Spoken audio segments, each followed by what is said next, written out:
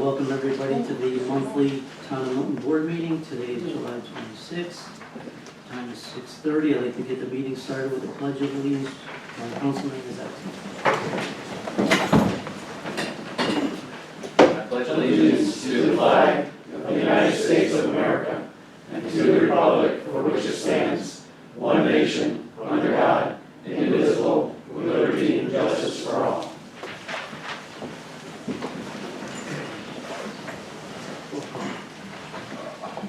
Councilman Isaacson. Present. Councilman Froelich. Present. Councilwoman Kerr. Present. Councilman Blaisdell. Present. Supervisor Ostrander. Present. First on the agenda is a public hearing. The time is 6:30. We will open up the public hearing in reference to the Spectrum Charter Communications franchise agreement between the Town of Milton and Spectrum. Brenda, can you read the notice, please? Please take notice that the Town Board of the Town of Milton will hold a public hearing on Wednesday, July 26th, 2023 at 6:30 p.m. at 503 Geyser Road, Boston Spa, New York, for the proposed 10-year renewal agreement with Charter Communications Spectrum. Documents are available for public view. Thank you, Brenda. The public hearing is open. Anyone that would like to speak on this? Thank you. John. I just have one question. Why is a public hearing necessary for the agreement with Spectrum? I thought it was an ongoing agreement that we had with them subject to renewal. It's actually required by state law that they have to hold a public hearing anytime you're entering into a long-term contract. Even though we are just renewing it? Actually, the old one expires. Thank you.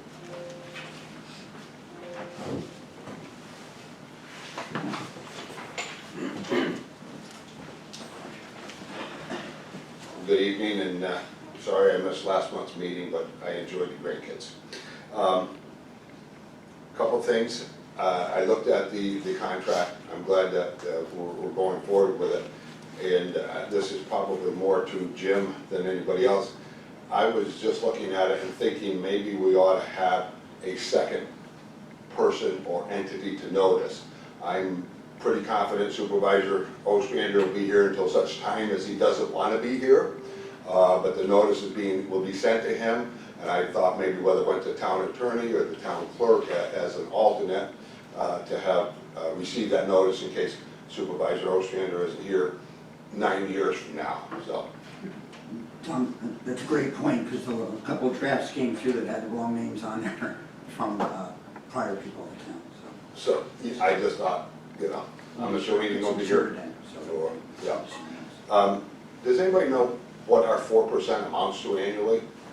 171,000. 171-ish Annually or on quarterly? an annual basis. Annual It comes basis. in one installment in about May. Okay. And then I also noticed in the contract is what they call PEG. It's a public educational and governmental access. And I just didn't know if we had or will be exploring the ability to have Spectrum carry town board meetings, planning board meetings, so on. And I didn't know how that functioned, but I know in the contract there's a way to facilitate that and channels that are available. So thank you. Thank you. Anyone else? Brenda, anyone against Zoom? Nope, no hands. Hearing none. Motion to close the public hearing. I'll make that motion. I'll second. Any discussion? Councilman Isaacson. Yes. Councilman Froelich. Yes. Councilwoman Kerr. Yes. Councilman Blaisdell. Yes. Supervisor Ostrander. Yes. Next, a motion to accept the regular board minutes from the June 28, 2023 meeting. I'll make that motion. I'll second. Any discussion? Councilman Isaacson. Yes. Councilman Froelich. Yes. Councilwoman Kerr. Yes. Councilman Blaisdell. Yes. Supervisor Ostrander. Yes. Next on the agenda, public comment period number 1. Public comment period number 1 is in reference to the agenda items only. Public comment number 1 is now open if anyone would like to speak. on the building.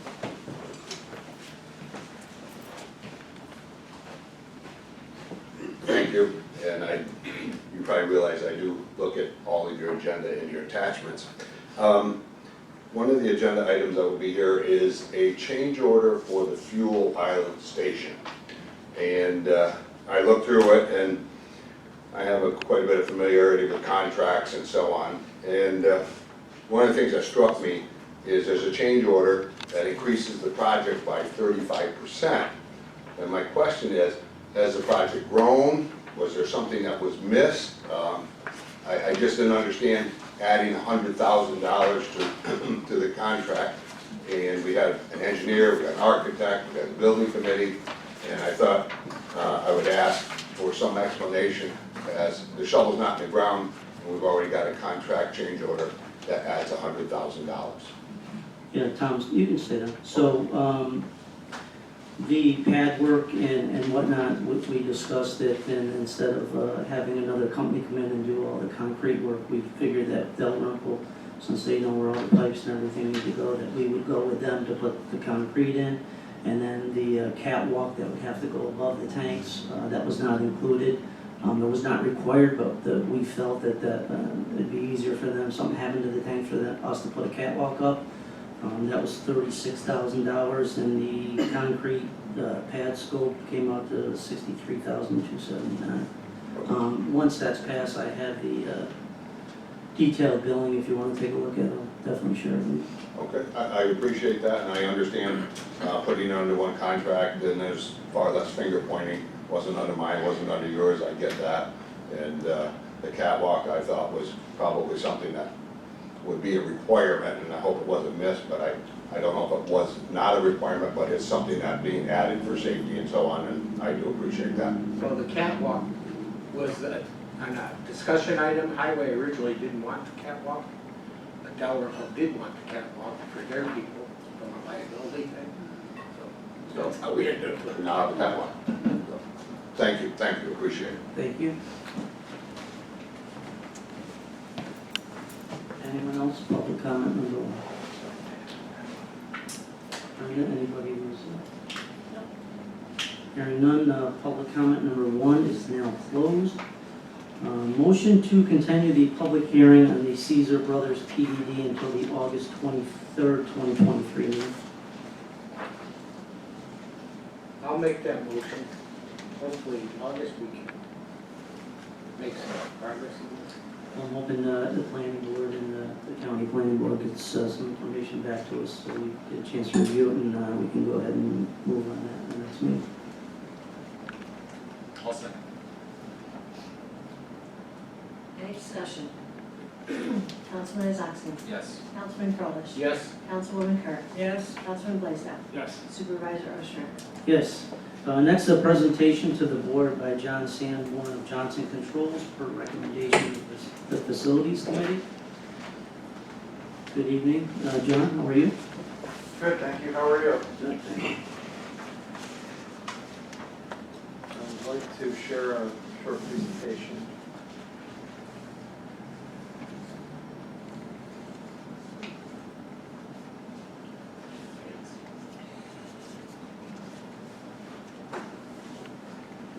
Technology works great here. So thank you. Good evening, council. Good evening, supervisor. Good evening, community. Let's see here.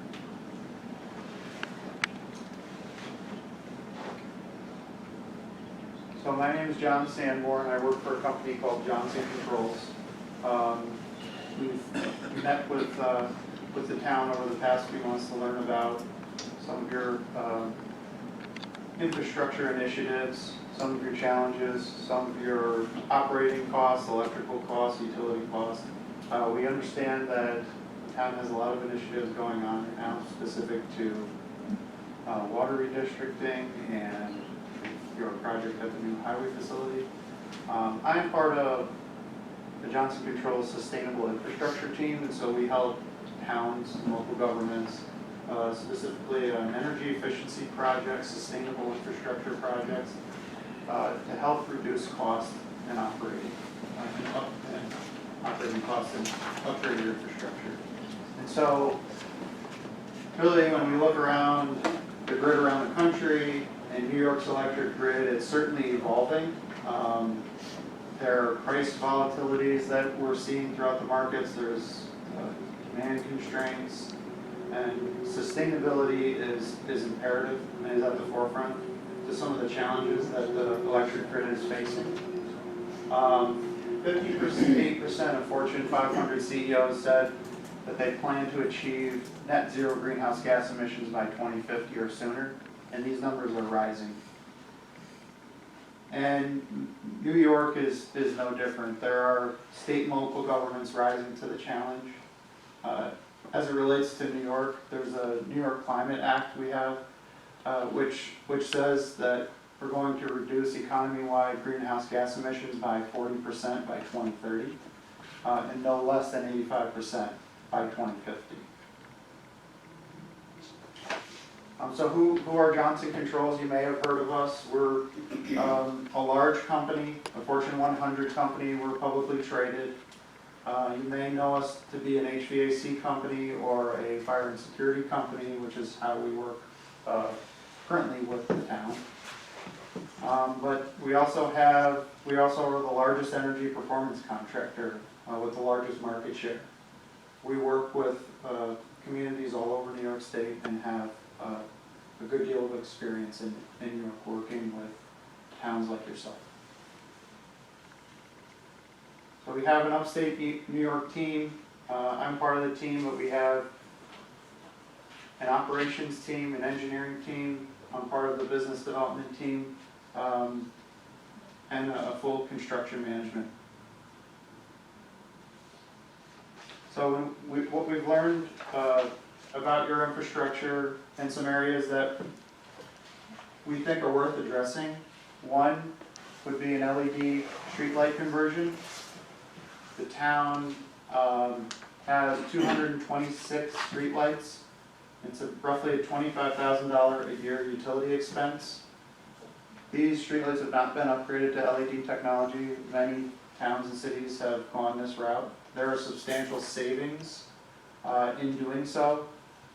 About a 60% cost savings by upgrading to LED. So not only do you upgrade the infrastructure, reduce the wattage of the lamps, you get an enhanced security and safety across the town as well.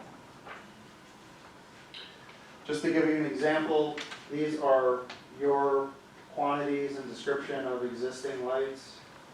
Quantity 10, roadway 400 watt light, we would replace with a 150 watt LED bulb, so substantial savings. Another area we've begun to explore is solar PV for the town. Typically we look to install ground mounted systems or rooftop systems. We looked at your stump dump property to look at the feasibility of potentially building a ground mount system there. Unfortunately, due to the electrical grid in that area, there's not a sufficient three-phase line that goes to the stump dump property road, stump dump property. So at this time, building a large ground mount system out there wouldn't be feasible. But we have some preliminary designs for some rooftop systems. Again, these are very preliminary and subject to change as we progress it further with project development.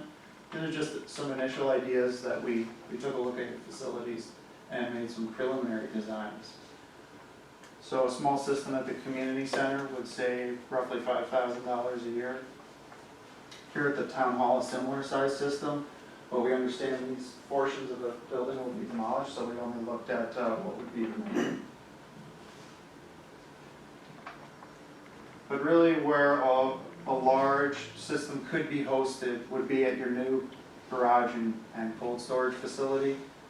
We looked at both rooftop systems there, and at the new garage it would support a 387 kW system with a potential savings north of $47,000 per year. Smaller system on the cold storage building, but still a sizable system at over $10,000 in savings. We like to pair these energy efficiency measures with other measures that have low paybacks. Specifically, one we would like to explore are building envelope improvements. This would be sealing up any air gaps, looking at your attics, looking at the roof wall joint, any place where cold air or hot air is getting in, we look to weatherize those areas. So as far as existing and proposed guaranteed savings, our company guarantees the performance of the projects and the energy savings that go along with them. Your total existing, and this is 2020 to 2022, utility costs are just over $78,000. There is a pending large utility rate increase that will be going into effect soon. So your proposed with the electric rate increase, your total utility cost will be closer to $100,000 per year. With the preliminary proposed systems that I showed, we could essentially reduce your electric spend by 95%, natural gas spend by 15%, so for an overall savings of 76%. So I talked a little bit about the Climate Act, and you would certainly be exceeding the goals put forth in the Climate Act if you were to build a project such as this, but you're also making a long-term hedge to protect yourself against utility increases. Generates goodwill for your employees and your community members. So this would be a rough project cash flow, a preliminary look of a project of this size. A project of this size would be in the $1.5 to $2 million range. Again, it's fully funded over time through the savings it produces annually. There are substantial incentives available right now through the federal government, through the Inflation Reduction Act. Specifically the solar PV investment tax credit, where tax-exempt entities can now take advantage of this incentive through direct payment. So as you can see, there's a little bit going on this slide, but you essentially have your annual energy cost without improvements, your annual energy cost with the improvements for your annual energy cost savings, and those savings will meet or exceed the annual loan payment for the investment. So basically how it works is how I just described, is the savings are used over time to pay for the retrofit measures.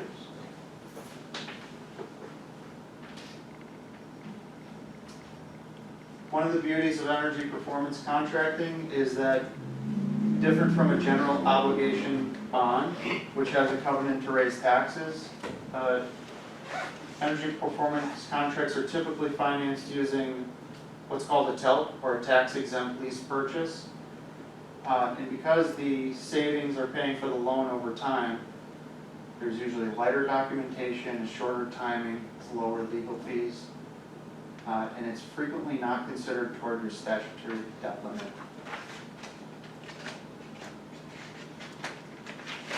Again, energy performance contracting, it is a New York State law, Article 9. It applies to the public sector within New York State. And again, it's really just a mechanism for procuring and implementing infrastructure which are funded over time through the guaranteed savings. So right now we are still in the preliminary analysis phase. The next step would be to enter into a project development agreement, which we have put forth in front of the town. But we wanted to take the chance to get up and explain what we're trying to do again in front of everyone. So once we would go into a project development agreement, we will engage our engineering and operational folks, put the boots on the ground, get out here, go through your buildings, develop a firm offer, and go into a construction event. So we will finance, we'll get financing, put together a construction contract, go through installation. The single point of accountability is Johnson Controls. You have one throat to choke through construction. Following construction is finished, we stick around and guarantee the savings through the performance period. In the initial cash flow, we typically stay around for 3 years to measure and verify the project is meeting savings.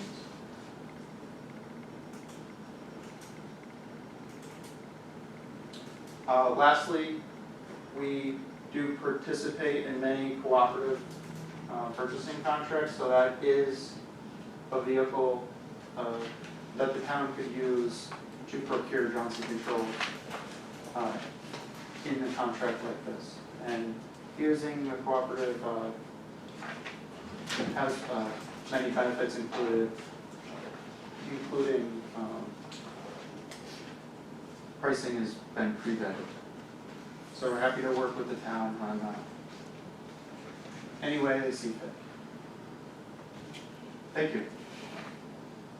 Board have any questions? I do have a few. For the solar panels, what is the expected longevity of that equipment?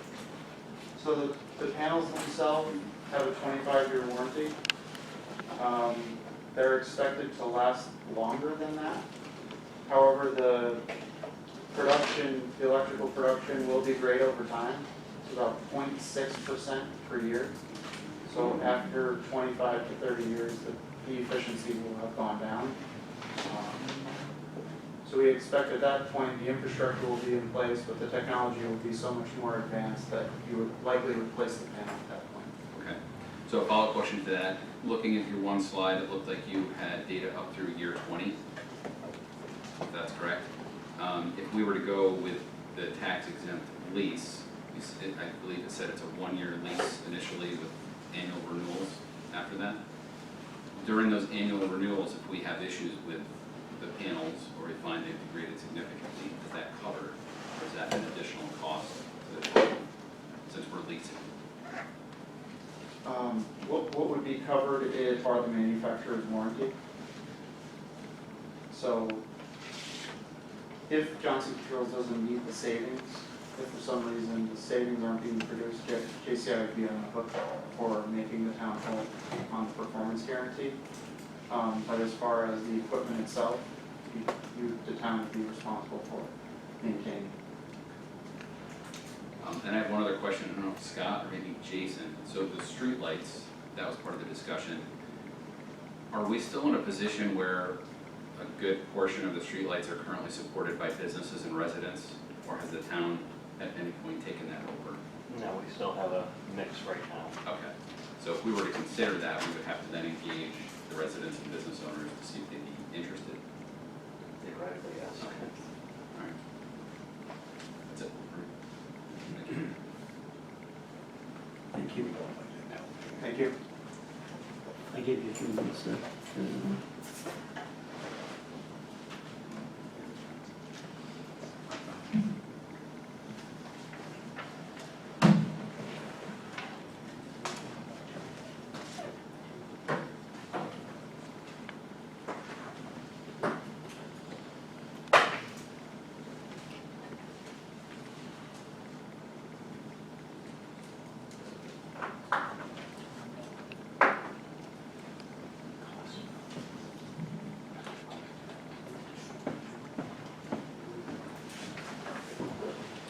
Next on the agenda is a presentation by Brad Kelly of Slick Fiber.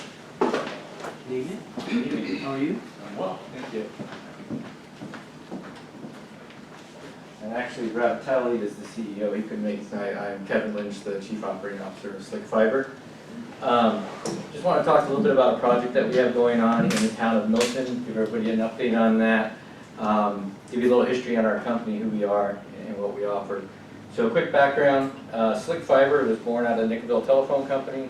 If anybody knows where Nickelville is, I'd be impressed. We're a little tiny crossroad, don't even have a blinking light, up in St. Lawrence County. Nickelville was founded in 1902, so we're in 121st year of business. In 1996, we formed Slick Network Solutions with the advent of the internet and started running our first fiber in the year 2000. So we've been in the fiber business for quite a while, and in 2007 we started running fiber to the home, residential fiber at a gigabit speeds. Since then we've expanded quite a bit out of St. Lawrence County. We now have about 3,300 miles of fiber across the North Country, so we're in St. Lawrence, Franklin, Clinton, Essex, Hamilton, Warren, and Washington County. A lot of that was done with grant money. We covered a lot of previously unserved homes with fiber. And then most recently, we've been doing projects in other parts of the state. So we have a project right now in the village of Waterford. We've been building, which is in the town of Milton, in Ballston Spa. We'll be locating our equipment by the fire station in Ballston Spa. What we'll be doing is providing a fiber to the home service. So it's a alternate for folks for internet. And with our roots in the telephone company, we'll also offer phone service. That's something we've done for over a century now. With that, I do have a couple paper maps. It's kind of hard to see if I throw it up on the screen, so I'll just, I can pass a couple out here. I'll pass those down if anybody wants to just take a look. Kind of the colored lines represent the poles. Part of the process we go through is we apply to the pole owners, which in this case would be National Grid and Verizon, to get access to those poles, and we go through a process called Make Ready, which is making sure there's sufficient plates on the poles to put our facility safely. So you may have noticed that there's been some trucks around, some poles being replaced over the last several months. It's a little bit of a lengthy process, but it gets it ready that we can then put our facilities in and start operating service. Just our company strategy, instead of announcing something and having people wait for 12 or 18 months because building infrastructure is a lengthy process, we typically wait until we're much closer to being able to provide service, so that when we say, hey, we're going to be here providing service, it's a relatively short time frame. So our goal right now is this fall we'll begin service in Waterford and in Ballston Spa, and then expand out.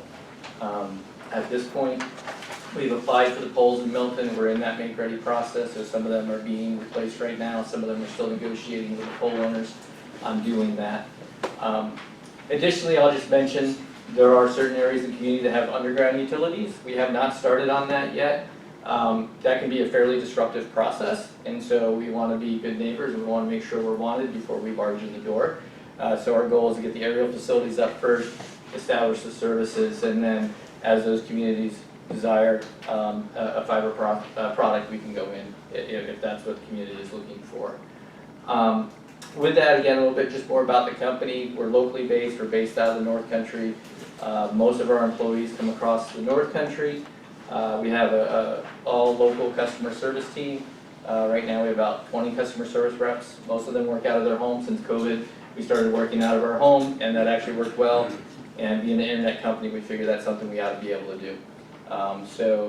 Most of our customer service folks work at home. Most of our tech work deploy out of their home. So we have technicians all across the North Country. Recently we've hired several within the area, as well as a warehouse in the area, and are continuing to build out. Just real quickly, if you're not familiar with fiber to the home, this is what the equivalent of a modem. So fiber optic cable plugs directly into this, and then you either connect your own router, or we can provide a router, and we have a mesh unit that goes with it so we can cover your house. Some of the advantages of fiber, it's very expandable. So some of the fiber we ran back in 2000 when we first put up could run at 100 megabits per second. Today we can run multiple 400 gigabit circuits over that same piece of fiber. So it's a long-term infrastructure. It's not something that needs to get replaced in the short term. From a consumer perspective, the technology we deploy is called passive optical networking. And what that means is from our electronics to the home, there's no power required. So in a power outage, if you have a battery backup or if you have power at your home, services continue to run. That is unless there's a physical break. Obviously, if there's a physical break in the cable. But we do run rings to have redundant services to the extent possible. And the service we'll be deploying is capable of 10 gigabit per second in both directions. So one of the advantages of fiber, it's a fully symmetrical service. So your upload and your download are the same, which is very handy when you're working from home, moving large files, doing video conferences, things like that. The other thing that we would like to do as well is we do work with the towns and communities. In the North Country is especially important because there's very poor cell coverage, and so we provide a lot of communications for town facilities and county facilities. So as we build our network, we love to work with a town. Several towns, we do things like connect municipal and a fiber ring, connect water treatment facilities and sewer facilities and public safety, community centers, things like that. So we'd be more than happy to work with the town on that. In the Village of Boston Spa, we will be providing a Wi-Fi, open Wi-Fi network on the Front Street corridor as a community service as well. So these are just some of the different things that we'll be doing. So I know it's a really quick overview, but just wanted to introduce ourselves. You'll see our trucks around, you'll see our contractors' trucks around. And if it's okay, I can open to questions, or I don't know how to form that. You have a pricing package for, So the village? So typically our pricing runs in a tier of 60, 80, and 99. The speeds that go with that, we're still preparing as we get into the competitive market. We'll need to see what that is. I will tell you, we don't offer introductory pricing. Pricing you get is the pricing you have. Over the last 5 years, our price has gone up approximately $2 per package over that 5-year span, so it's a very small increase. And in that time, we doubled all of our customer speeds at the same time. What we find is those are the right price points, and then we match the speeds to customer demand on that. Is that internet only or phone included? So that would be internet. Phone, we have packages, I think the packages are at $19 and $30, so whether you want regional calling or long distance unlimited. For businesses, the price is a little bit different. You may want dedicated internet access or enhanced features, IP addresses, things like that. So business pricing is a little different.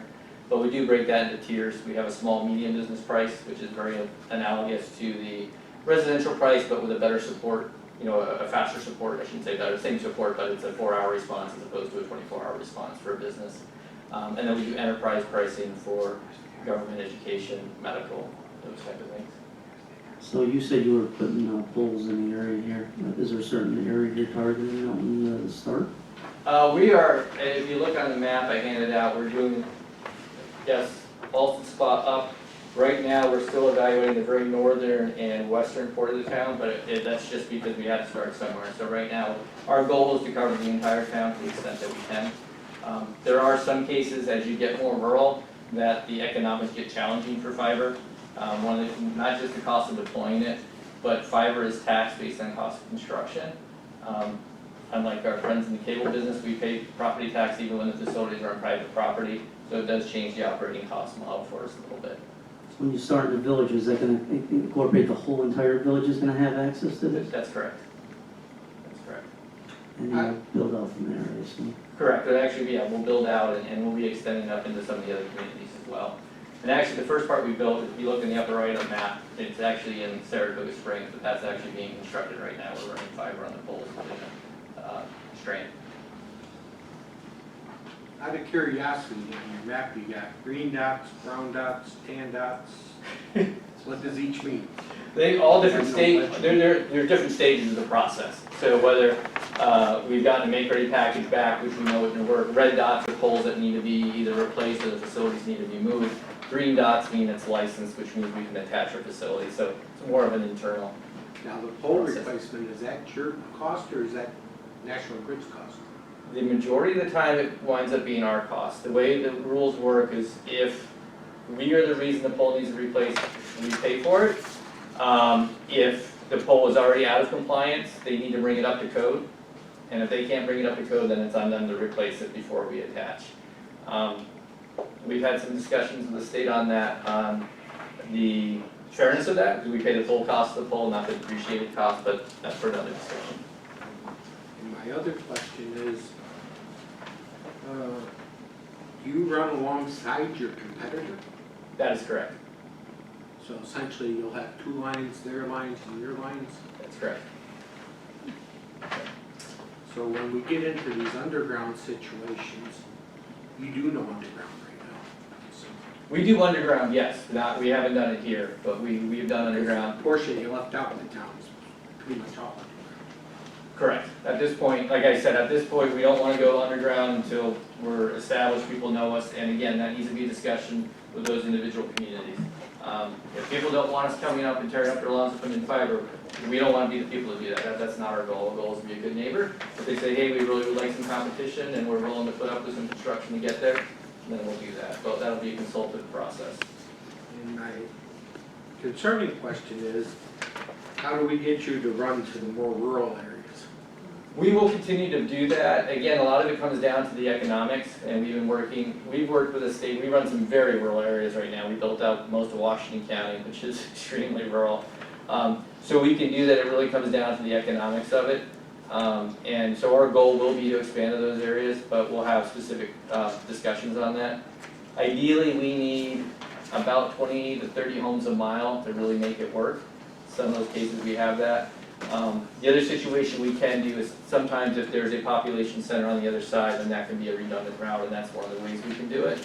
And then we've done some, in the North Country, we've done some creative things with towns with connecting anchor institutions. You know, maybe it's a manufacturing facility, it's a education facility. We run the line to that using grant dollars, and we can pass people along the way. So we try to be creative on that. Because when you look at it, those are the people really with the most need. Correct, and if you have places that have completely unserved, please let us know because we can work with the state. But from what we've seen, most of them at least have access to cable-based internet, and so really we're trying to provide some competition. But if there are specific areas that are lacking, please let me know and we'll definitely take a look.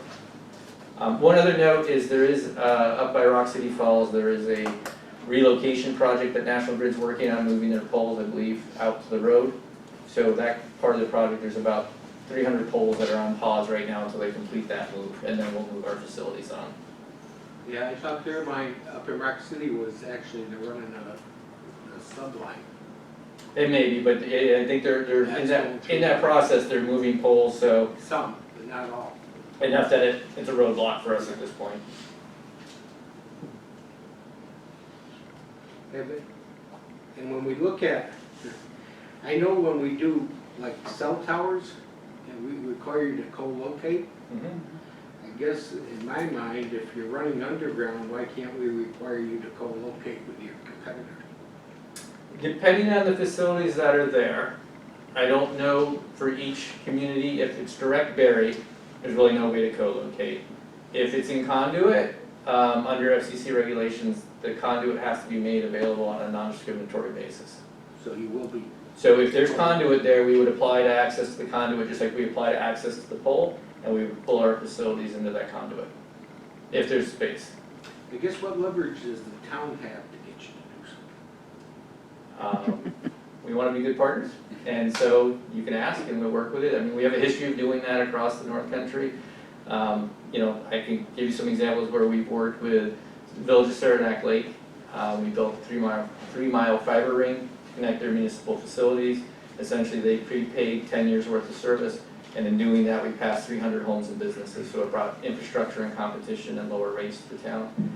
We partnered with the Village of Tupper Lake, where they actually are owning the infrastructure and we're going to operate it for them. They got some grant dollars to do that. So we're very collaborative with communities, and there's no one solution. There's lots of different ways to do that. So what I would say is if there's specific needs that the town has, let us know and we'll work with you on a way to do that that's equitable and gets it done. I do have a question. So you mentioned Front Street in the village. Yes. And that it sounds almost like a hotspot. Correct. That would be accessible.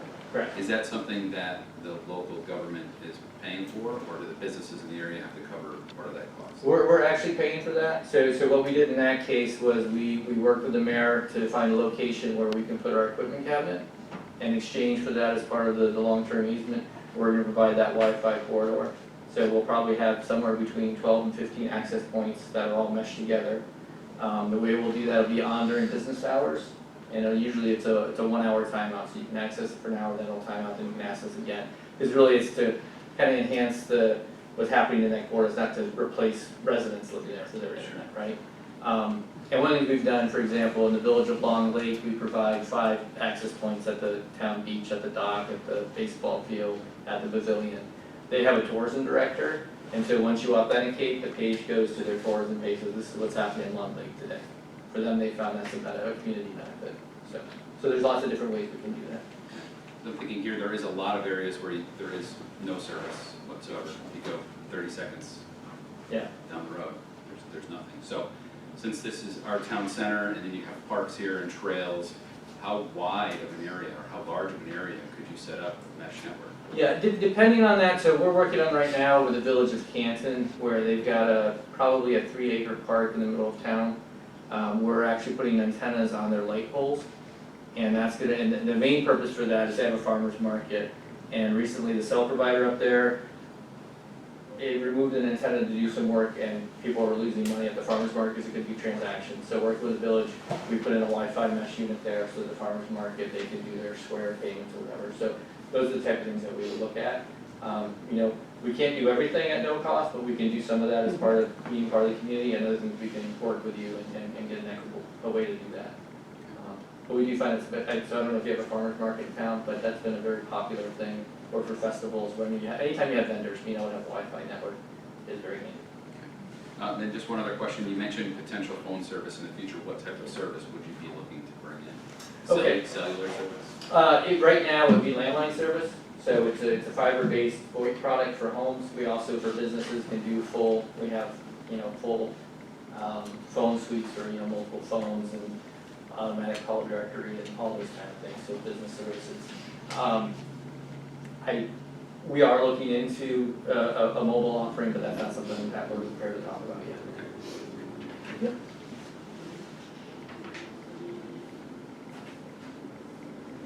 Thank you, Ken. Appreciate your time. Thank you very much. And if anybody wants to get a hold of me, I'll leave some business cards on the table. Love to answer any questions. Thank you. Thank you.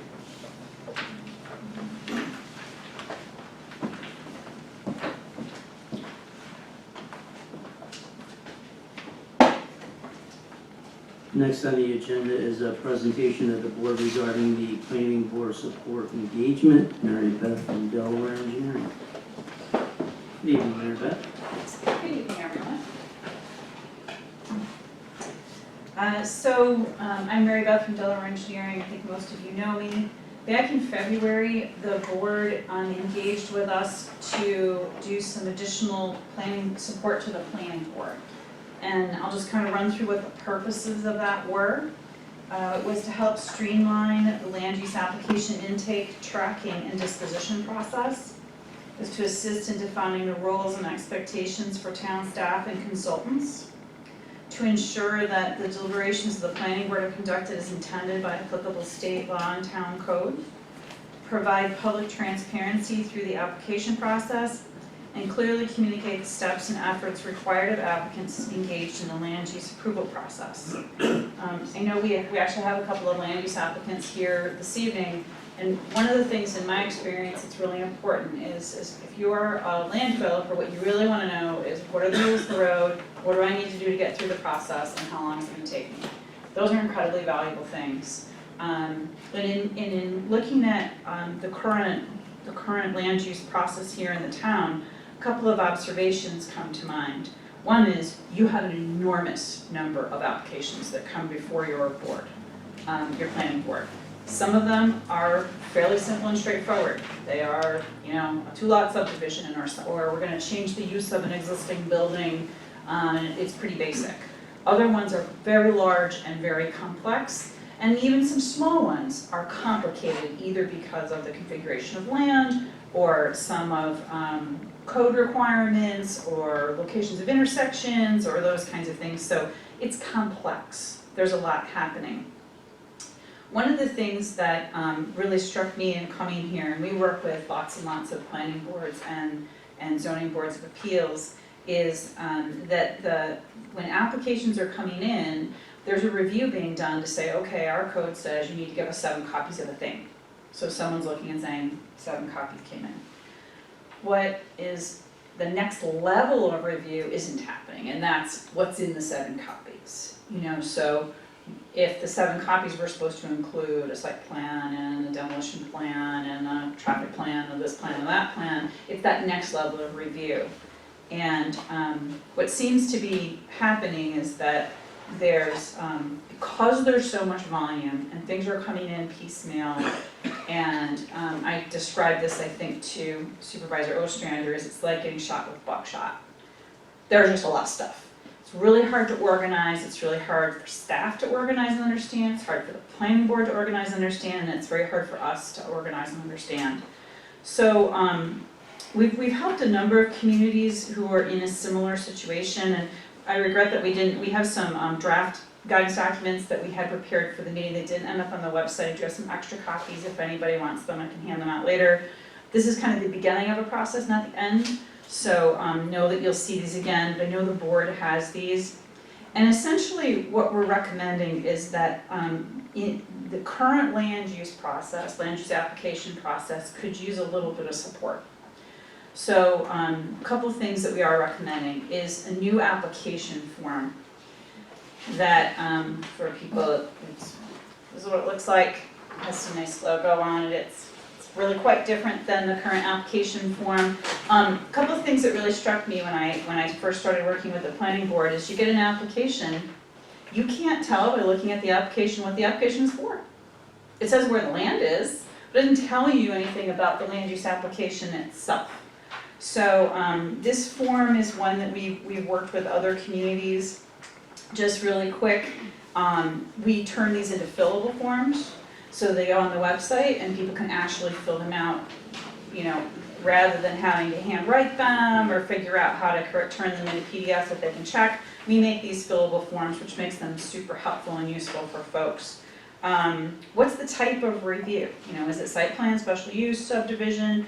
And then briefly, what's the purpose? What does the applicant want to do? Right now in our application form, it doesn't tell us that. You have to actually go start reading narratives and EIFs and things like that to figure that out. So there's no like one place in a glance to figure out what's going on. Some other basic information here, physical location, zoning district, the section of block and lot, so the tax ID, what's the acreage, any easements or restrictions in the property. This is really important. There's no way for the planning board to know this. It doesn't exist anywhere if it's not on the site plan and it's not included in the information that's submitted. So that's a good one for everybody to know. Is there a water line easement on the property? And you know, we need to know those kinds of things. Some contact information, who's the property owner, who prepared the plans, an acknowledgement that you're engaging in a process with the board. And then this is where it kind of gets really different. So a lot of that information is in the current application form in different ways.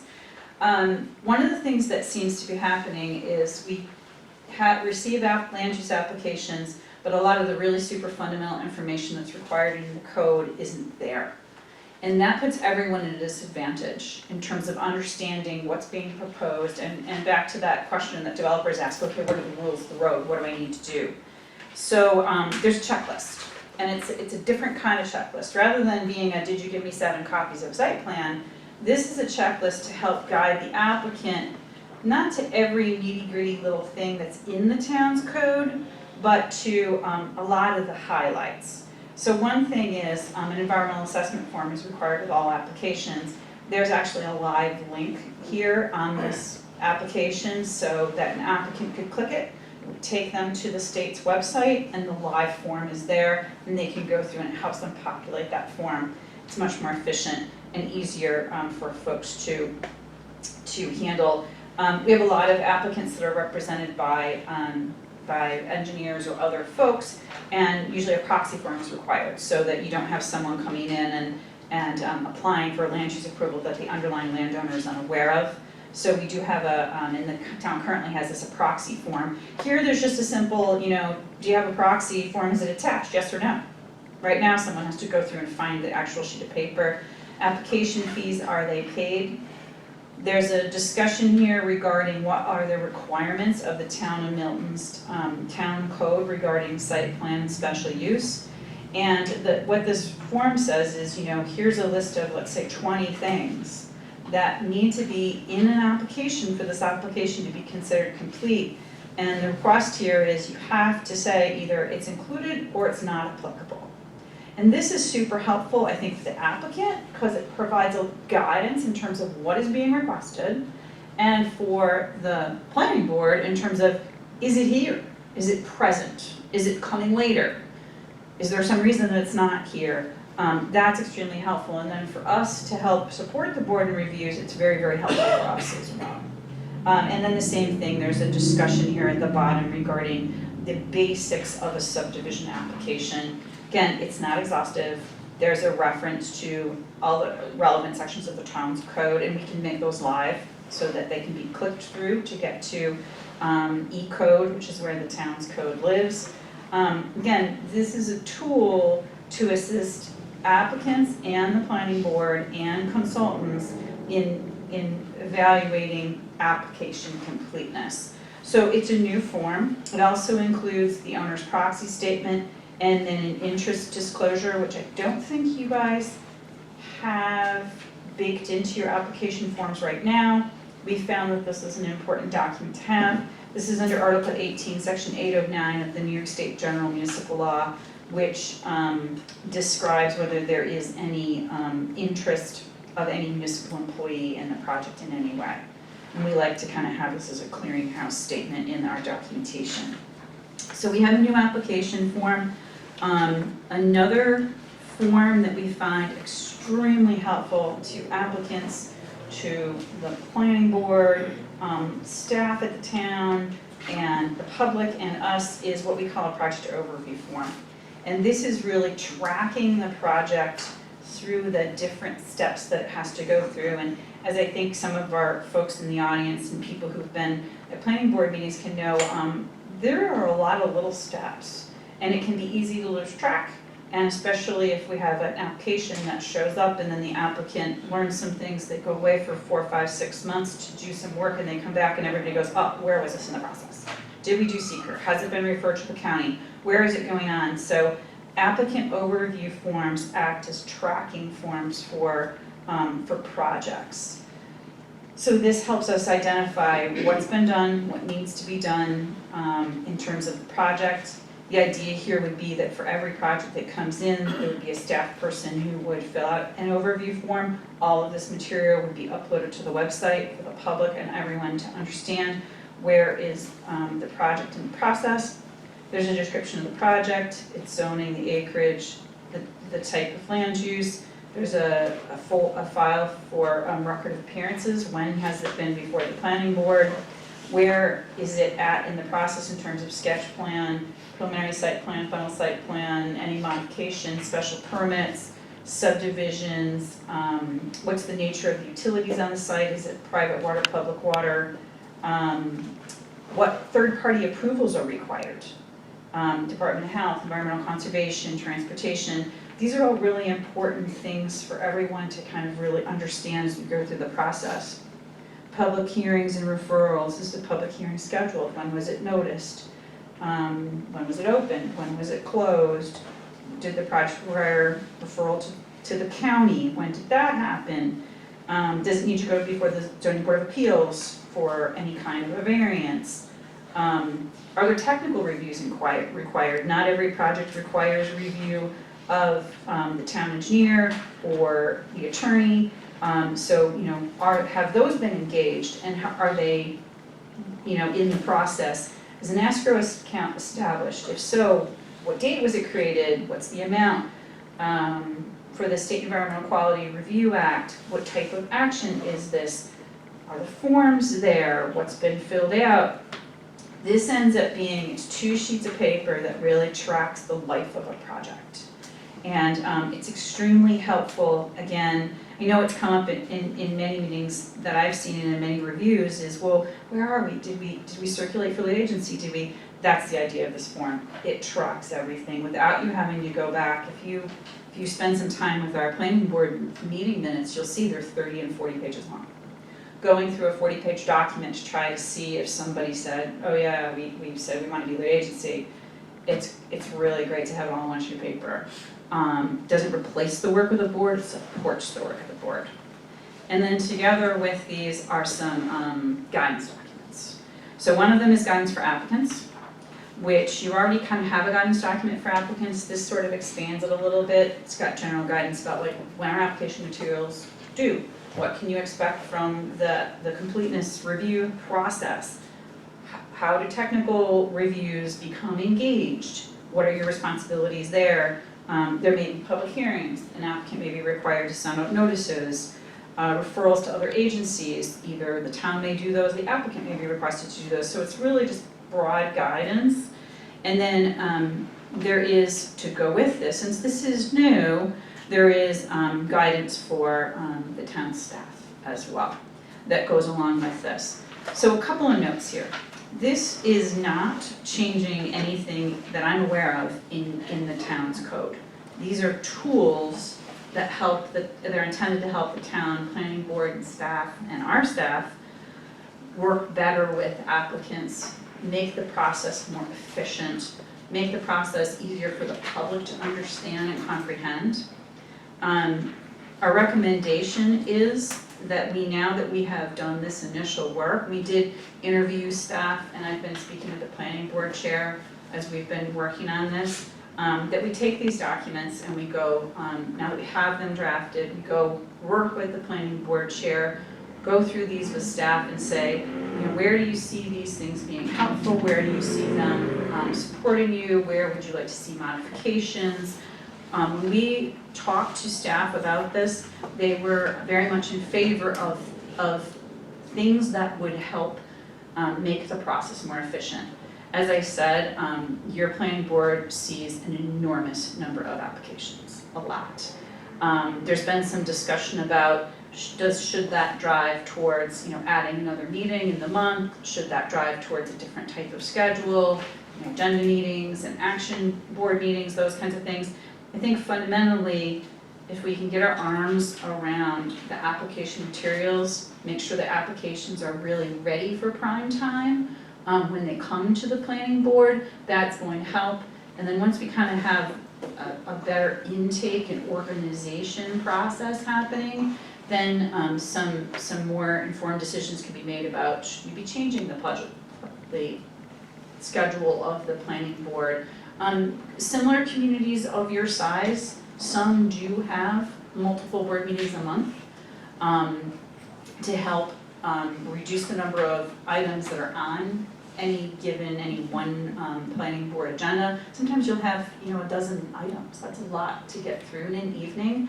But I think fundamentally, whether that's the case or not, I still think some kind of organization and structure and better kind of one-stop shopping, easier for applicants to know, because I get a lot of questions like, well, do I need to do a traffic study?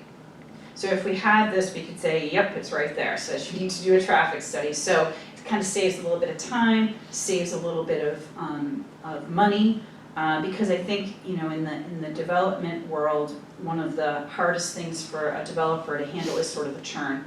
Like when they don't know exactly what they're doing, the consultant is desperately trying to figure out, okay, exactly what do I need to do to get to the next step. This process is trying to help make that more clear, provide some guidance for folks.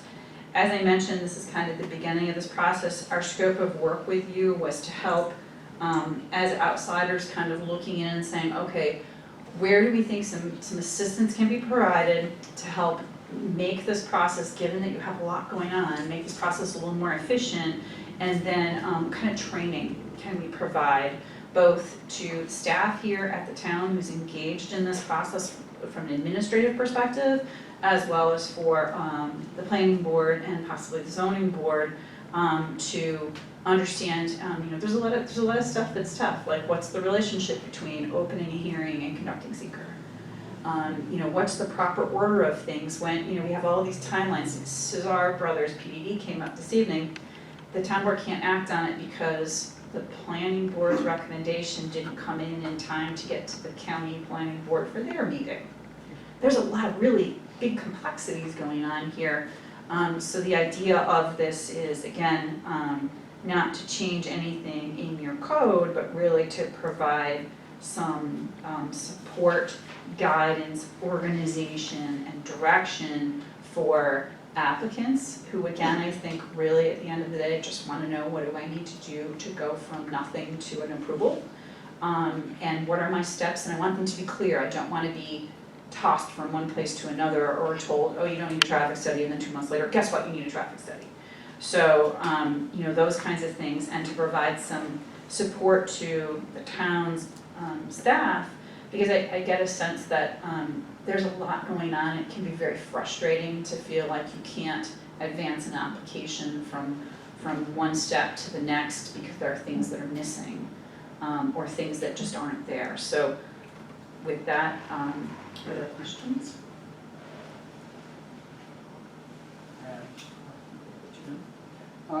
you seem to be proposing a paper-based system to help the board, I'm an alternative from the board, a bit more of a digital package or software flows. You mentioned a form being online, that underneath that would be a way either to scan everything in, or that check mark would drive something else in another form.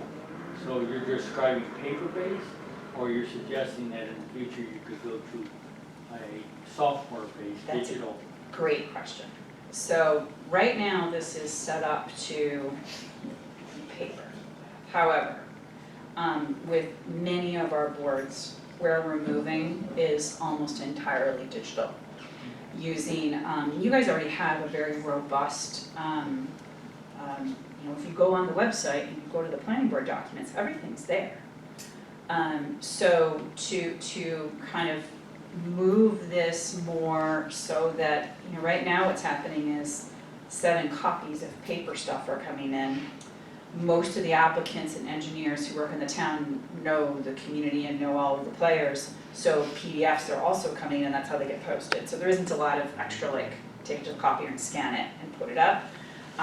But there is a system here where this could be digital, live in the digital world, filled out digitally, submitted digitally. If you want to make copies, you hit the front button and make a copy. But that everything could be accessible to the boards. I know everyone now has laptops, so everyone can access that, because the volume of paperwork that comes in, which I think you appreciate, you get a stormwater management plan for your garden variety project, and it's a 3-ring binder that's that thick. We're killing an awful lot of trees, and I don't know that we're bringing a tremendous amount of value. It certainly isn't super transparent to the public when everybody's got paper that's up here and everyone else is trying to figure out, okay, which little button do I push online to find the thing I want? So in many cases, I think this is kind of a step to move that way. What we would suggest is that, because the forms right now are static, right? When you go online and you see the application form, it's just a sheet of paper, you have to push the print button, and then you might be able to take it as a PDF, and I have the professional version of PDF, so you can actually go and type on top of it, because God knows, if anyone here see my handwriting, you want to try to read it. But we can actually, these would be fillable forms. So someone could download the form onto their desktop and actually check the boxes, type in it. It would be, professional fillable form that could then be, right now, I think the short-term plan would be that would still, because the town's code says, provide 7 written copies, right? That's what it says.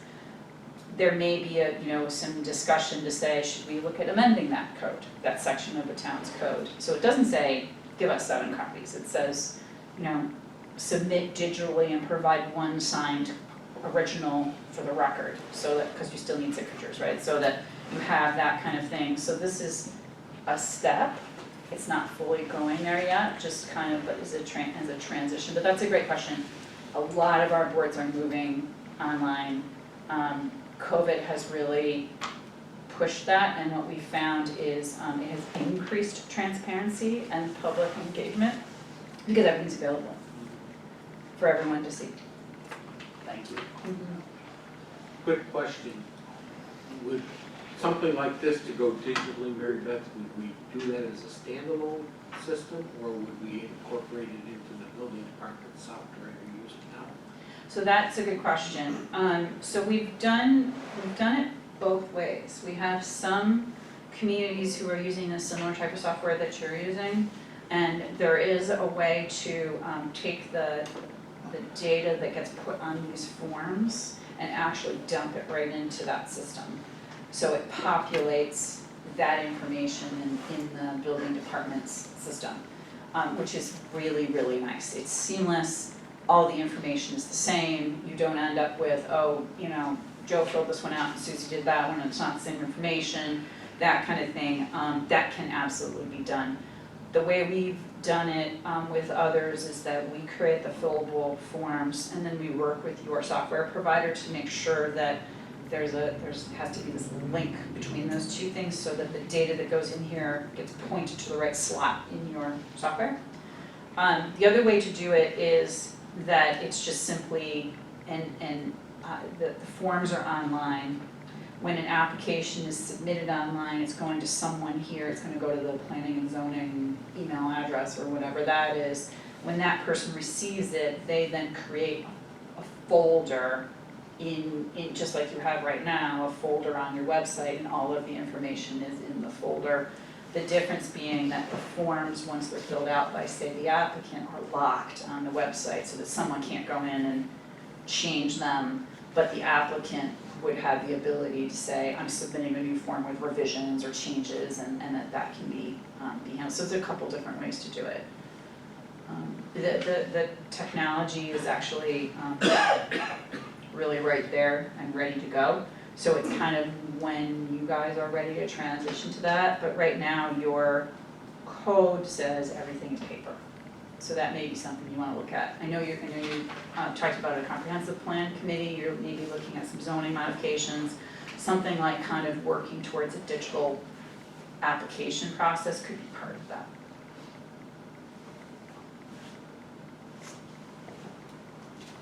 By the way, it's 15 copies, which I found very frustrating. It is, it's a lot of paper.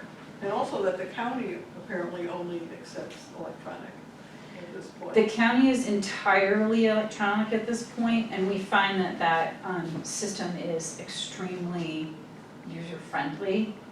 With the county, when you submit, you receive a notification that what you submitted has been received by the county, it's date stamped, so that you know, like, okay, like this month, the due date was the 6th. You got it in on the 6th, you got back your notice saying you got it in on the 6th. If we missed the 6th, it says you got it in after the due date. So it's a very user-friendly. For them, it's a lot of file management, so it's really helped them a lot.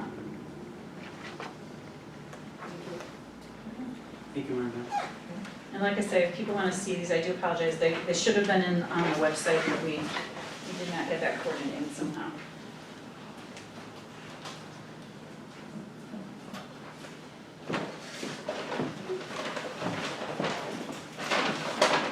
Next on the agenda is resolution number 69 of 2023, resolution to approve the franchise agreement between the town of Milton and Spectrum Northeast LLC.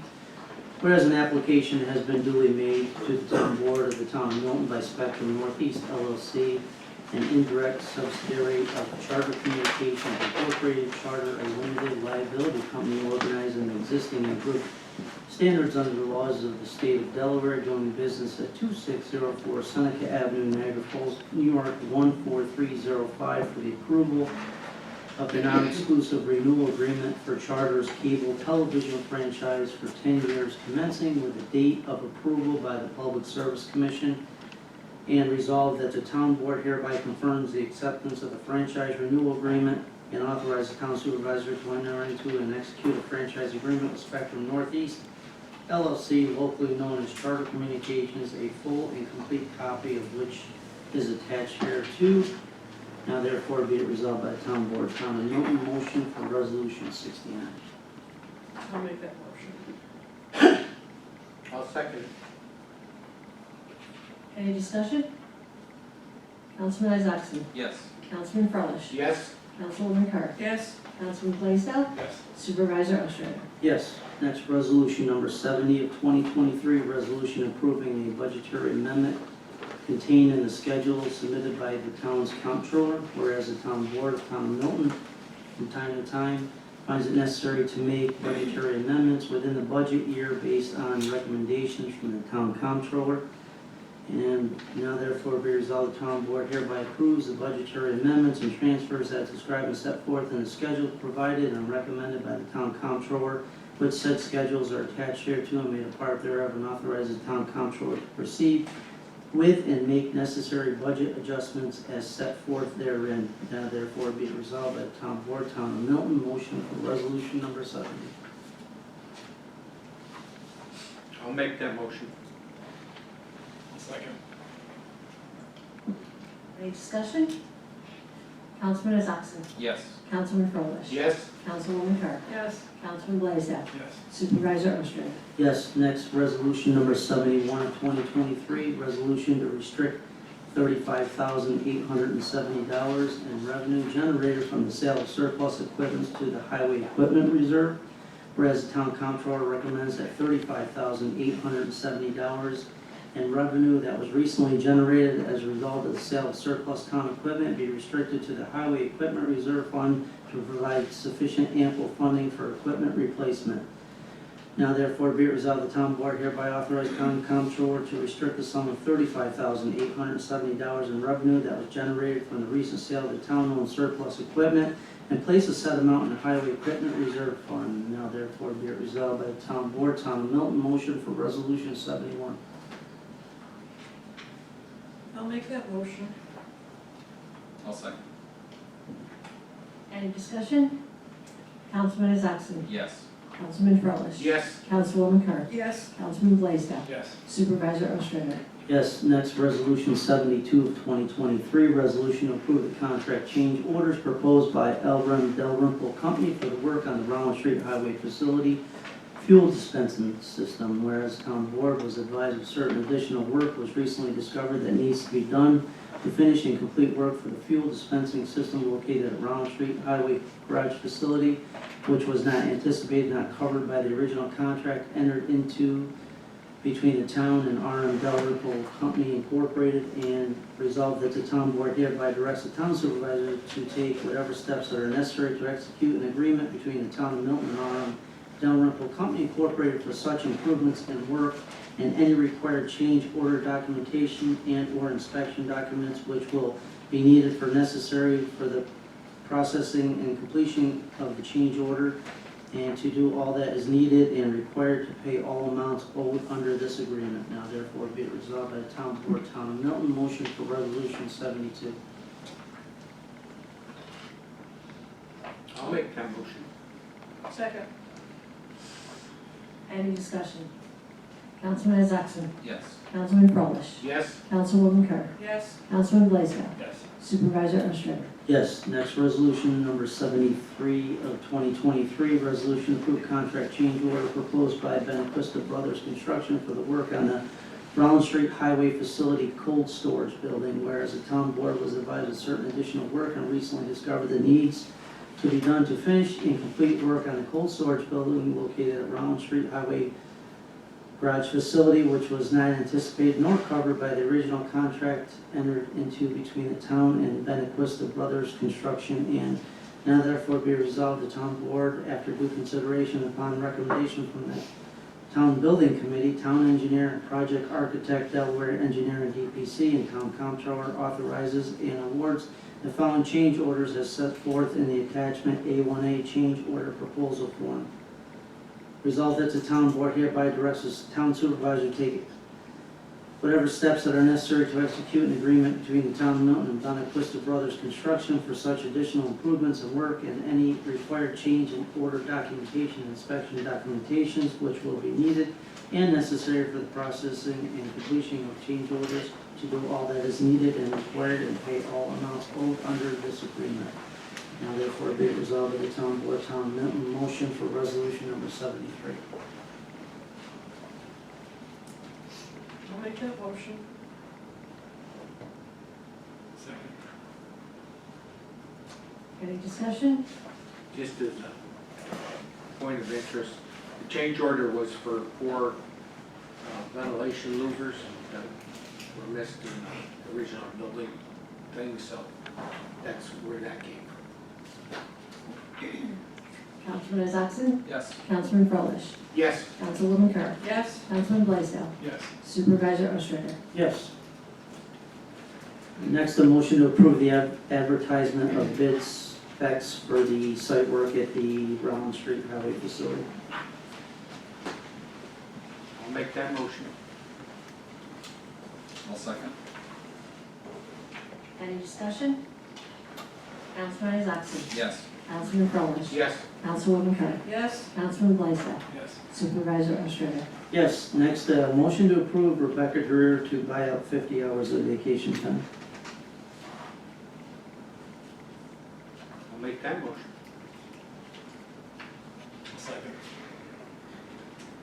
Any discussion? Councilman Isaacson. Yes. Councilman Frolich. Yes. Councilwoman Kerr. Yes. Councilman Blaisdell. Yes. Supervisor Ostrander. Yes, next letter dated July 24th, 2023, Town of Milton Supervisor and Board, reference to a resignation of Suzanne Moss from the Planning and Zoning Clerk's position, to whom it may concern.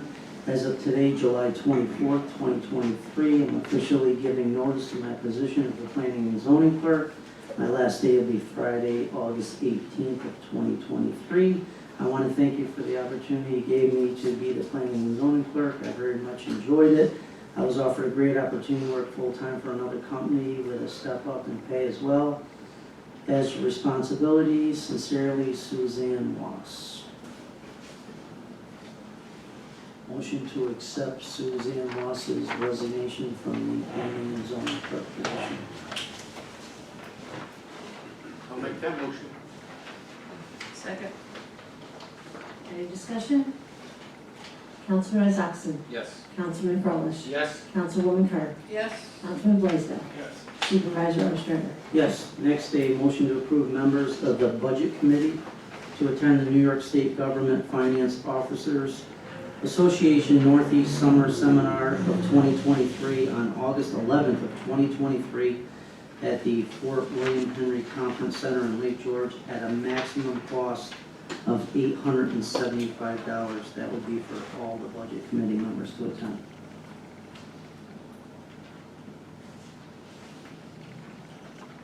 I'll make that motion. Second. Any discussion? Councilman Isaacson. Yes. Councilman Frolich. Yes. Councilwoman Kerr. Yes. Councilman Blaisdell. Yes. Supervisor Ostrander. Yes, next letter dated July 24, 2023, Supervisor Ostrander, Town Board, reference to training costs. I'm writing to make the board aware of my training for the rest of the year. I have September training in Chickawaga, and December is Corning. The cost of both should not exceed $300. Thank you. In consideration, Town Clerk, Brenda, motion for Brenda to attend additional training. I can make that motion. I'll second. Any discussion? Councilman Isaacson. Yes. Councilman Frolich. Yes. Councilwoman Kerr. Yes. Councilman Blaisdell. Yes. Supervisor Ostrander. Yes. Next, the department and committee reports. First on the agenda is animal control. Animal control monthly report for June 2023. Total calls 85. Bite cases 5. Dangerous dog hearing 0. Animal seized 14. Tickets issued, unlicensed dog 8. Running at large 6. Nuisance dog 1 with a total of 15. Respectfully submitted, Dave Brzezinski, Animal Control.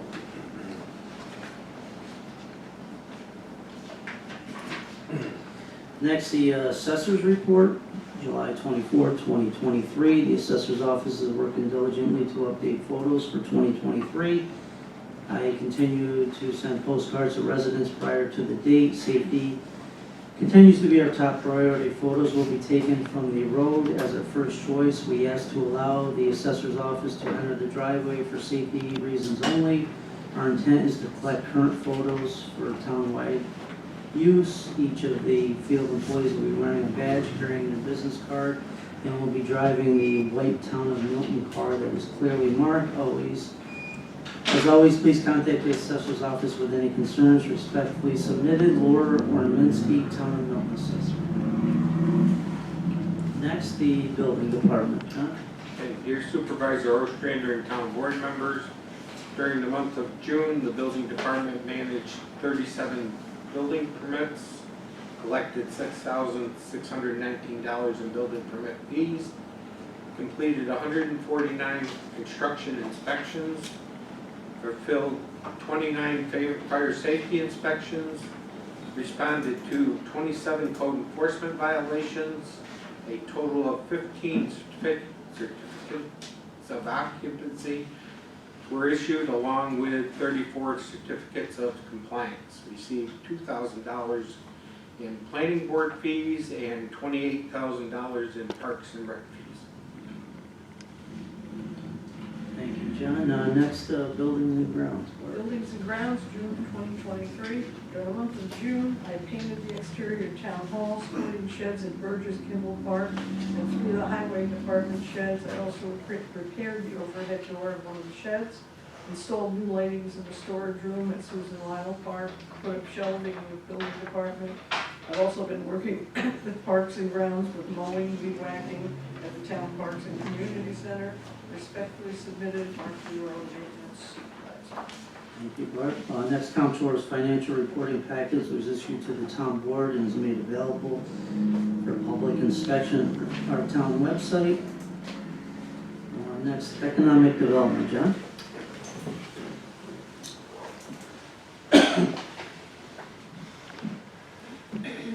I've got several items I'd like to discuss. Back in January of this year, I met with the CEO of Saratoga Hospital to talk about the possibility of opening a urgent care center in our medical arts building over here. Because as you know, it's been half empty for more than a couple of years. At the time, she was new to the area and she wanted some time to assess the situation regarding expansion of Saratoga Hospital, what they're doing. About a month ago, I learned that there was some activity going on, so I had another meeting with the CEO last week and asked if she was considering opening a urgent care center. Well, what they are doing is they are moving the primary care on the first floor to the second floor. And I wish I could say that they are going to be opening an urgent care center, but they are not. What she indicated is that there was not enough volume to consider opening a urgent care center because of the Milton location and the Milton location. And they cannot justify the cost and the staffing of it. However, they will be utilizing it for beneficial medical services in the area. They're working right now in, as I said, moving the primary care center. And they're going to be opening up a specialty, what do we call it, a specialty care center, where they're going to have rotating doctors that are involved with neurology or OBGYN or any other kind of specialty care. They will be available for that kind of service here in our town. So it will at least generate some more traffic coming into our town center, and we will have a medical building that will be full. Now, this will not be completed until 2024. But we will have a full-use medical building. Unfortunately, not a full urgent care center. Another item, I reported on previously, the roundabout at Route 29 in Rollins. I learned that there was going to be a single-lane roundabout built there, so Councilwoman Kerr and I, we took a ride out to Broad Albin because they have a roundabout over there at the intersection of Route 30.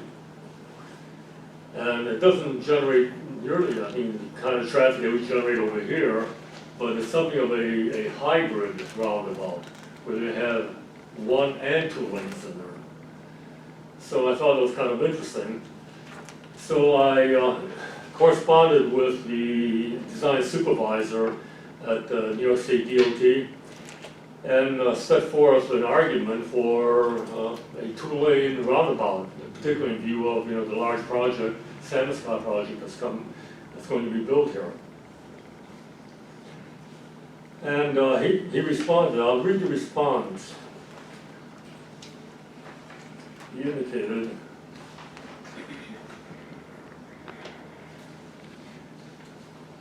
he said, you are correct that the roundabout is designed based on future needs, which I pointed out. Specifically for this type of intersection project, the roundabout is designed for the design year ETC +20, the ETC plus 20 is the estimated time of completion for construction plus 20 years. So supposedly it's supposed to be good for 20 years regardless of the kind of expansion we have in the town. The present volumes and turn counts were grown at an annual growth factor out to the design year using a factor based on the historical trend from that location. For roundabout design, each leg of the roundabout is analyzed individually to determine the need for a single lane or double lane. After analyzing each individual leg using the ETC plus 20 volumes, every one still requires construction of a single lane. There's even quite a bit of room for additional volume growth remaining in which the single lanes would still be justified. I am aware of some of the planned projects you mentioned and believe the single lane roundabout will remain adequate. I hope this will alleviate some of your concerns regarding how the roundabout will function. So they're going to be moving ahead with a single lane roundabout instead of a double. I did question further regarding the starting time, and they indicated that the start time for construction is July 2024, the start time. It's possible that this could be a single season project, but it will depend on how the coordination with utilities works out and the time they need to move poles. For now, it is safe to assume the project will be completed by summer 2025, with hopes that it is either completed in fall of 2024 or at least substantially completed by then. So they're pushing it about a year down the road, even though we have approval for it. It's going to be a while before it's done. And one other question I posed to him regarding closure of any roads. And he said the preliminary plan maintains all eastbound, westbound traffic on Route 29 and keeps Rollins Street open for the majority of it. Petrified Sea Gardens Road would have to be closed and detoured with a temporary driveway to Pampas from Route 29.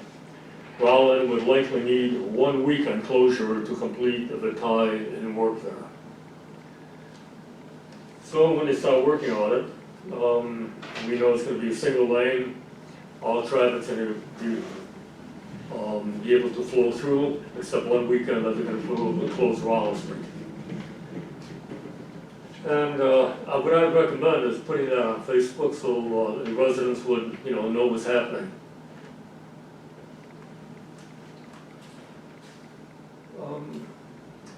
Another item.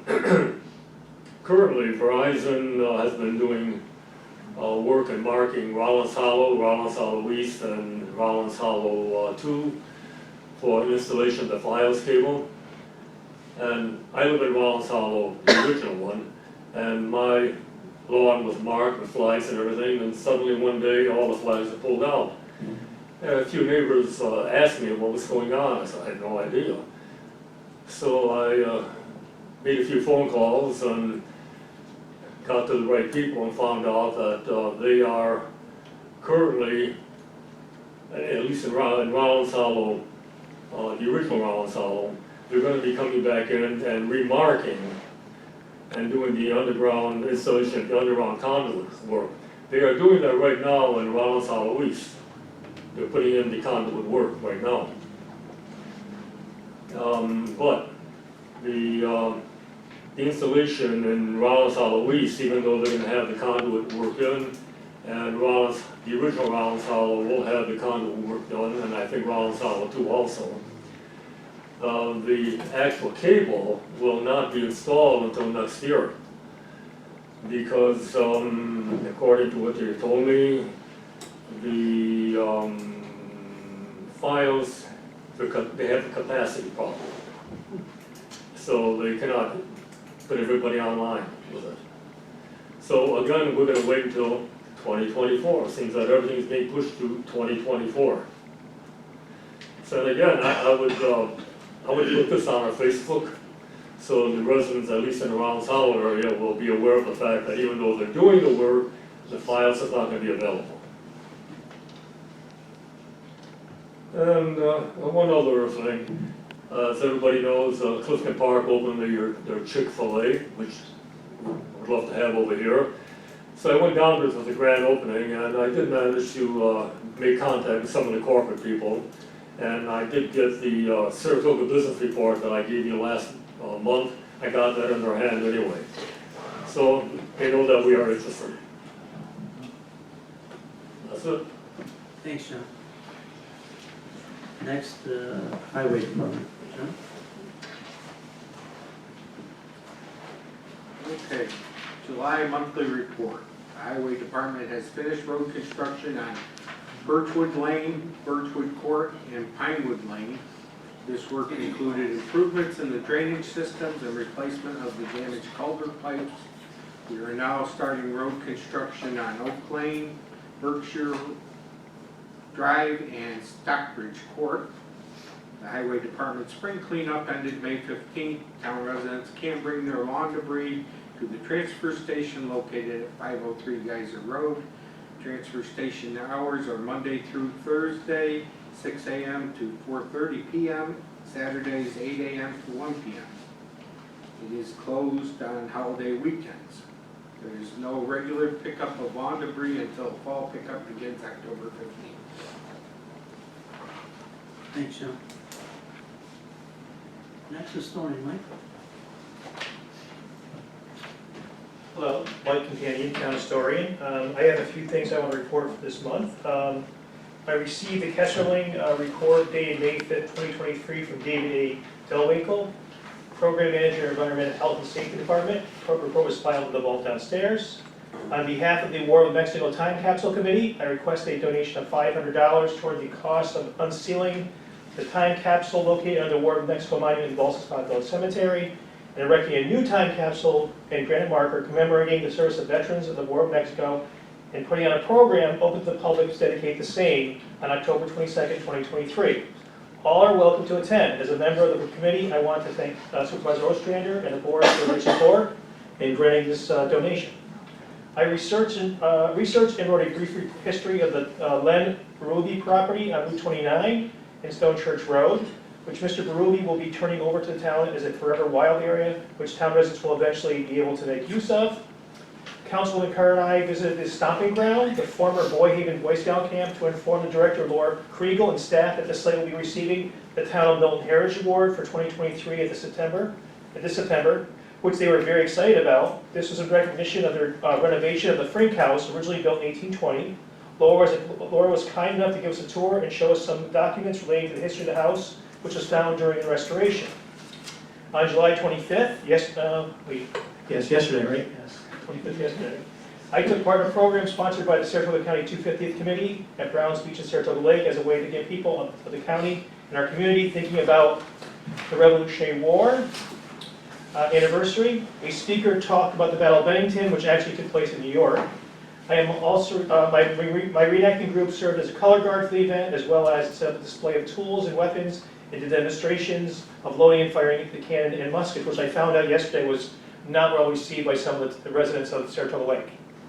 It threw up a big panic, because they had no idea what was going on. They're all interconnected over there too. That's a very tight community over there. But I just found out there's a lot of unhappy people. But again, the program was nice, it was well attended. I also remind people that the Milton 250th Committee is sponsoring a Revolutionary War Trivia Night on that Tuesday, October 17th at 7 p.m. at Dozer's Bar and Grill. Participation is limited to 50, so a sign-up will be required to attend, which will be able to be done online. More information will be provided. So that's where I am right now. Thank you very much. Thank you, Mike. Appreciate it. Next, Justice Court. Report for June 2023. Fines collected, $1,971. Surcharges, $2,061. Civil fees, $442, for a total of $4,474. Thank you. Next, Planning and Zoning, right? This planning board met on July 19th. I noted they had another very lengthy meeting. So kudos for those that attended from the planning board, the employees that are also part of those meetings, and thanking them for ensuring that each project and topic was received, reviewed, and given the time and attention that it deserved. Because it was a very lengthy agenda, I'm only going to touch on a few of the higher There was a public hearing held for Ackland Boulevard for a minor subdivision. There was also one held for Saratoga Villas mobile home site plan review. Both of those public hearings were held and closed. The planning board is working on draft regulations pertaining to marijuana dispensaries. It's not yet complete. Once it is, it will be sent to the town board for review and consideration. And probably the largest item, in my opinion, and the most exciting, is a new potential project called the Milltown Center, which is going to be the area on Rollins Street basically between the Mavis Tire and where our salt shed and potential new highway garage is going to be. Proposed of a mixed-use project of up to 507 apartments, 3 commercial pad sites, sidewalks, a small park, and many, many more. There were some digital renderings made available as a presentation during the meeting. Looks like there's going to be potential for more commercial space in the town, office space, again, residential units, potentially restaurants, and potentially other things as well. It's a very lengthy project. At this point, it's just for discussion. The discussion will continue during the August planning board meeting and likely 4 months beyond. And then the zoning board will be meeting tomorrow evening, so I'll have updates regarding that next month. Thank you, Brian. Receiver of taxes, Lisa, good evening. You have anything for us? No? Okay, thank you. Next, town clerk. We had, for the month of June, we had 6 marriages, one day officiant license, 7 certified marriage certificates, 27 certified death certificates, 15 FOIL and search of records, 192 dog licensing, with 39 of them being online, 15 fishing licenses, 6 pavilion and community center rentals, with a total share of $4,752.97. Thank you, Brenda. Next, is there any board member discussion on new business? I have just one thing I talked to you about yesterday. I put a question on Milton chat about farmers markets, and it seems to be very popular as far as being in the town, and I was wondering if the town board was interested in would you put together a committee to start studying that, because it's quite involved. Absolutely. We'll get together and put together maybe a committee for August meeting? Yeah. Okay, sounds good. Board member discussion on any old business. I just want to make people aware, I know that Brenda's received several complaints as well as I have, the park. I want people to realize that our summer camp is going on, so a portion of our park is closed in the morning. It closes from 8 to 12:30, Monday, Tuesday, Wednesday, Friday. They have field trips on Thursday, which is closed from 8 to 3 p.m. It is posted on our website. I know that some people have been upset. The Milton Mile is still open, but the portion of the Milton Mile from the main entrance to the baseball field is closed because that's the activity section for our summer camp kids. But everything else, Susie and Lyle, everything on that end of the park is still open for our residents to enjoy. The status of the Woods Hollow Nature Preserve, we've been going back and forth with our town attorney. We're in the process of drafting a, what would you call it, letter of intent to sell from the village. So we already have a letter of intent. It'll be the final contract, purchase contract, but it will be. Pending the approval from the state legislature. And the village is working on that part of it. And I know that Mary Beth's office is doing the dam report inspection as we speak. So there's a lot of moving parts to that. So hopefully we can have something from the village in writing so we can sign the letter to move forward shortly. The land conveyance to the town for public recreational benefit. Barb, do you have anything new on that? No, I haven't heard a thing on it. I've been asking. Did we get the appraisal for the? I spoke to him, he's still dealing with that. Yeah, he's still looking into that. So that process is moving along, so maybe, Yeah. hopefully shortly we can close on that Right. also. CDTC, we did meet with them virtually, and that plan's coming together for review. It's not done as of yet, but as soon as it gets done, we'll share that with the public. The status of the elected official salary evaluation, I've done mine. I know the highway superintendent's done his. The next step is that they'll be contacting Brenda and the rest of the board for their input evaluations. So hopefully within a month or so, that'll be complete as well. Does any of the board have anything on any of the old business other than that? Facilities? Sounds good. Yeah. There's actually 4 things with facilities that we're looking at. The fuel island, we signed the concrete work, or voted to do the concrete work, so that should be coming along nicely to be finished maybe before the first of the year. Cold storage building has been ordered. Tentative delivery date on cold storage building will be November, which is surprising. We are putting together the concrete work, the erection, and all the other stuff that goes together with that. So hopefully we're looking at a start date of somewhere maybe end of September for that project. Reinventing Milton Center here, we've actually been working on putting together a 3D animated model of what Milton Center can look like, our park system. Hopefully going to roll it out to everybody next month. It'll be an interesting thing. I think you'll be pleased with what we've come up with so far. And this is just to get everybody's input on what you think we would like to change, what we might need, how you like it.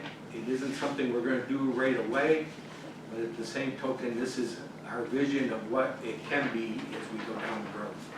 So that should be coming out next month. I think that was it, right? Thanks, John. Or water districts. Water districts is still moving along. Water districts, the toughest thing with the water districts was actually putting together the infrastructure mapping. Because we have agreements that go so far back that we're pretty much like a handshake. But that is moving along, and it hopefully will come together. I believe our tentative first meeting with the water private systems is August 9th. Yes. We had a first meeting, our comprehensive review committee. We're looking at redoing our comprehensive plan across the whole town. Kind of in its infancy right now. Got a lot of good input from each of the members, what they'd like to see in this, and also some suggestions of ways to maybe reach out to the residents to see what they would like to see, what their feelings are on it. Like I said, not much to report, but I'll continue reporting. The next meeting is going to be in September, so I'll be reporting on that then.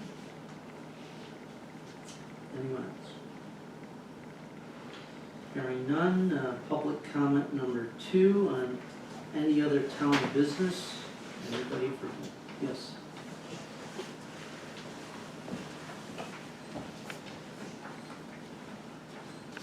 Good evening. My name is Tim Bantham, 32 Birch Tree Lane. At the heart of the comments I'd like to make are my observation as a citizen of the community that we are currently experiencing tremendous economic growth and opportunity right here in our own community. And these are exciting times. Based on that, I want to provide my reaction to 2 of the presentations that we heard tonight. One is the Slick Fiber, and the second one is the Johnson Controls. I work in corporate America and have done so for 34 years.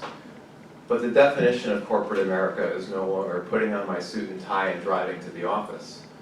Now I step outside of my bedroom and I go to a spare bedroom down the hall. Without good internet, that would not be possible. I would not be able to serve our customers as I've done for so long if I didn't have a good internet service. So right now, there's only one game in town, and that's Spectrum. And for now, it's been fine, but I'd like to see some competition. So when I hear presentations from the fiber optics companies, these are opportunities that we need to really think about. One is I believe that the demand on our infrastructure is getting more and more because more and more people are working from home and they're online.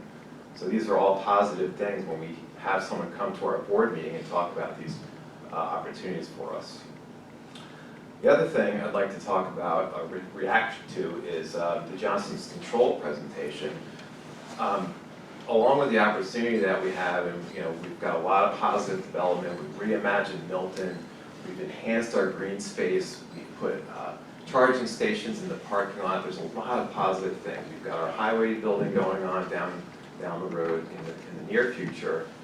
I really hope that the board takes serious consideration of what the Johnson Control folks are saying about opportunities to put solar on top of the roof. If that's possible, I would love to be able to explore that, because what I hear as a taxpayer, I hear opportunity for savings.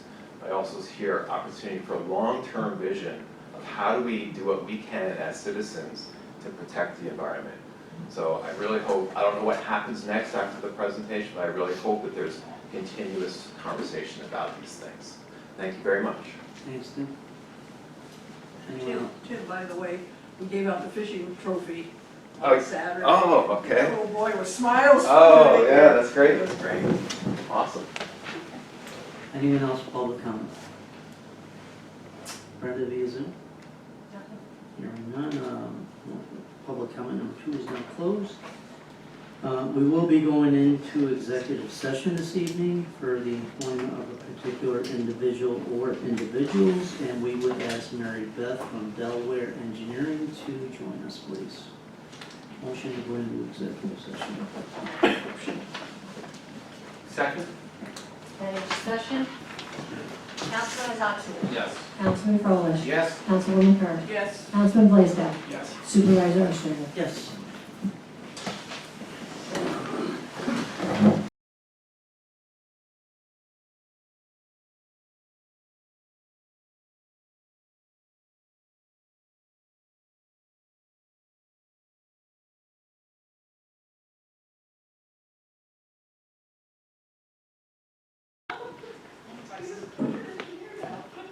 Talked to him in a long time. Party? Everybody left? Yes. And the only people on Zoom were me and me. I'm both out of state, so I closed everything out.